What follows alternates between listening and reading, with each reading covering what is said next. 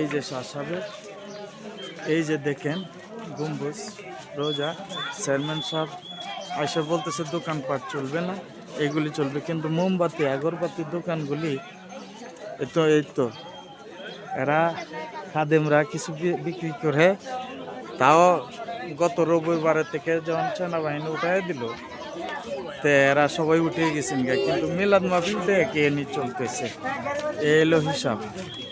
তাইলে এটা হলো পুকুর, যে পুকুরে মানে উনি দেহ মুবারক ধুইছি, এবং এটার মধ্যে এখনো পানি মানুষের নিয়ে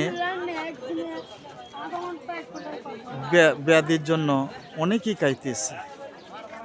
যার যে নিয়ত করে খা, সে নিয়তিও তাদের আসি লইতেছে। খবর আসছি আপনারা দেখতাম, আমি আর কি করবাম।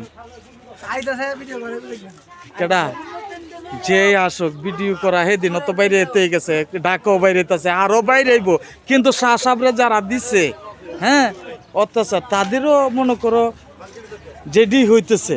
এই যে কোনো দিকেই তো শান্তি নাই, আমরা শান্তিকে আমরা এতে মরণও ভালো, বুঝছো? তুমি যে বললা যে আসতেছে বড় বড় সাংবাদিকরা ভিড়তেছে, তা আমরা সাধারণ ক্ষুদ্র লোক, কিন্তু আমরা শাহ সাহেবের গোলাম।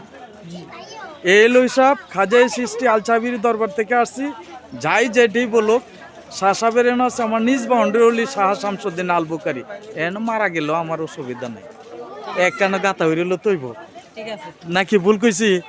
হ্যাঁ এখানে আটটা যাওয়ার বন্দোবস্ত ছিল না, আর দেখেন এখানে খোলা মাঠ, একদম খোলা মাঠ, পরিষ্কার, এন হেরানির মতো বাউ নাই। খাজা সৃষ্টি হানিফ, খাজা হানিফ না ইংলিশে, হ্যাঁ এই তো সব ঠিকই আছে। এই তো আপনি গোসল করে উঠছেন শাহ সাহেবের দরবারে, জিয়ারতের জন্য অনেকেই আসতেছে।